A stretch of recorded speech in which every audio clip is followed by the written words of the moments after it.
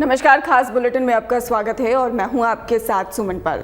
केरल में छत्तीसगढ़ के एक प्रवासी मजदूर की हत्या की घटना के बाद मुख्यमंत्री विष्णुदेव साय ने दुख जताया।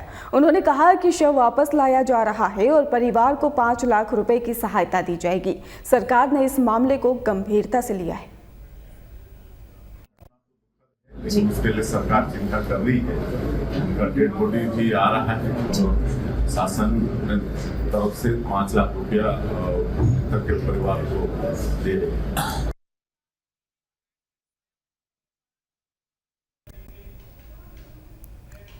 बीजेपी नेता और बाकी मोगरा नगर पालिका परिषद के पार्षद दिलीप दास की एक तस्वीर सोशल मीडिया पर वायरल होने से राजनीतिक गलियारों में हड़कंप देखने को मिल रहा है। तस्वीर में एक महिला मित्र के साथ ही उनकी मौजूदगी बताई जा रही है, जिससे कि महिला से जुड़ा पूर्व शिकायत मामला फिर चर्चा में आ गया है। मामले को लेकर ही बीजेपी के भीतर भी पार्टी की छवि को लेकर चिंता देखी जा रही है। वहीं पर दिलीप दास ने वायरल तस्वीर को ही फर्जी बताते हुए इसे साजिश करार दिया और फेक आईडी के जरिए ही बदनाम करने का भी आरोप लगाया। उन्होंने एसपी कार्यालय में शिकायत दर्ज कराने की तैयारी की बात कही। इधर कांग्रेस पार्षदों ने भी इस मुद्दे पर प्रेस वार्ता करने का ऐलान किया, जिससे कि राजनीतिक बयानबाजी और ज्यादा तेज हो गई है।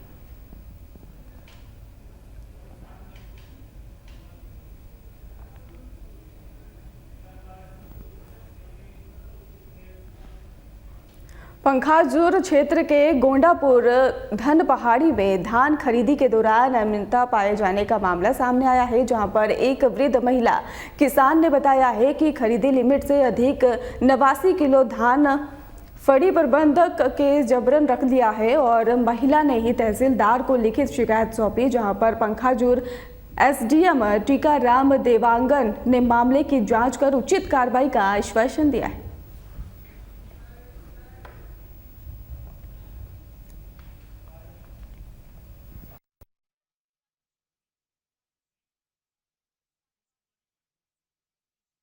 तहसीलदार पंखाजूर के पास एक आवेदन संबंधित आवेदिका ने प्रस्तुत किया है, जिसमें गोंडापुर धान खरीदी केंद्र में उनसे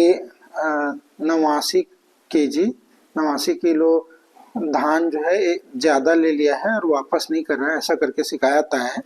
इसके संबंध में तहसीलदार को निर्देशित किया गया है कि वे जांच करेंगे और अगर यह शिकायत सही पाया जाता है तो संबंधित धान खरीदी केंद्र प्रभारी के विरुद्ध नियमानुसार कार्यवाही के लिए प्रस्तावित किया जाएगा। हमारा धान ज्यादा ले गया इसलिए आया सर। हम लोग हमारा 80 किलो धान लेके गए, वो हम इसलिए आया, कार्रवाई होने से हमारा पट्टा में 17 कुंटल 20 केजी पूछा है तो क्या हुआ, वो बोला हमारा हम लेगा, तो ऐसा बोला ओशिनी।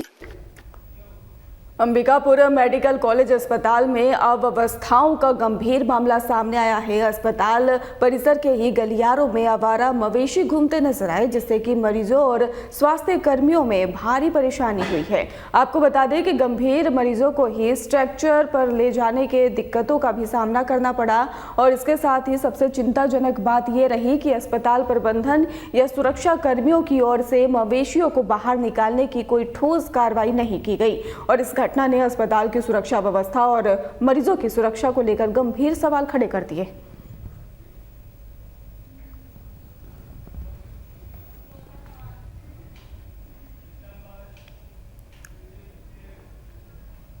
कोरबा पुलिस अधीक्षक सिद्धार्थ तिवारी के निर्देश पर साइबर सेल रजगामार और इसके साथ ही उर्गा थाना की संयुक्त टीम ने छापेमार कार्रवाई कर 20 जुआरियों को ही गिरफ्तार किया है। कार्रवाई में 2.5 लाख रुपए नगद और 20 से ज्यादा बाइक और एक कार और मोबाइल जब्त किए गए हैं।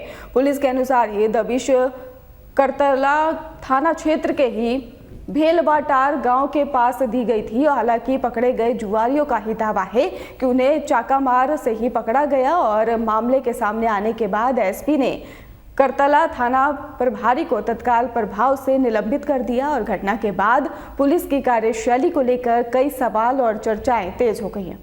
कोरबा के बिंजरा जनपद सदस्य अक्षय गर्ग का ही केशरपुर में सड़क निर्माण कार्य का निरीक्षण करते समय अज्ञात बदमाशों ने कुल्हाड़ी और चाकू से हमला कर दिया और बता दें आपको, जिसके चलते हत्या भी हो गई और बदमाश ब्लैक कलर की कार से आए और घटना को ही अंजाम देने के बाद फरार हो गए। डायल 112 की मदद से उन्हें अस्पताल पहुंचाया गया, लेकिन डॉक्टरों ने उन्हें मृत घोषित कर दिया। कटघोरा पुलिस मौके पर पहुंच गई और मामले की जांच कर रही है।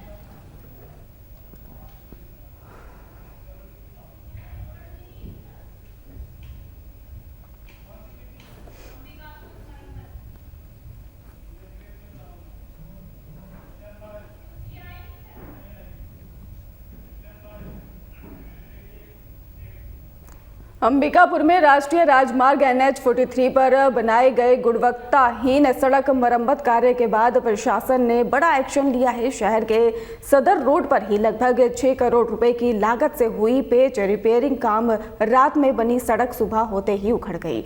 NH विभाग के बताया जा रहा है कि अभियंता नवीन सिन्हा को ही निलंबित कर दिया गया है और बेलचा से नई सड़कों के मलबे को सफाई कर्मियों ने ही ट्रैक्टर से उठवाकर ले गए हैं और प्रशासन ने गुणवत्ताहीन निर्माण को लेकर कड़ी चेतावनी भी दी है।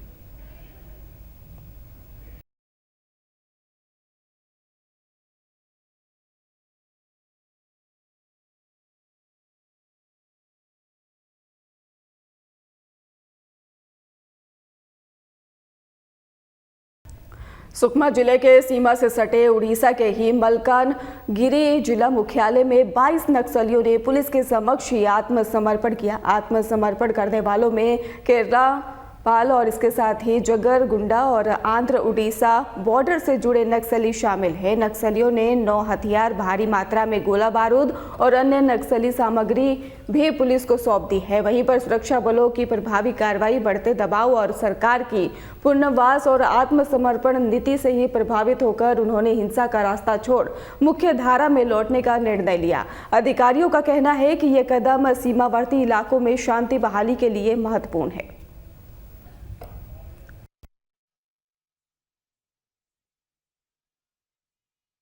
2025 रे जो सफलता में पाई सेटा गोटे नुआ बेंचमार्क सृष्टि करी। जो जो जिले में गंजार चाष करा जाउची सेठी गंजा चाष को नष्ट करवा पाई बहुत जोर शोर में समस्त एजेंसी मिसी गए।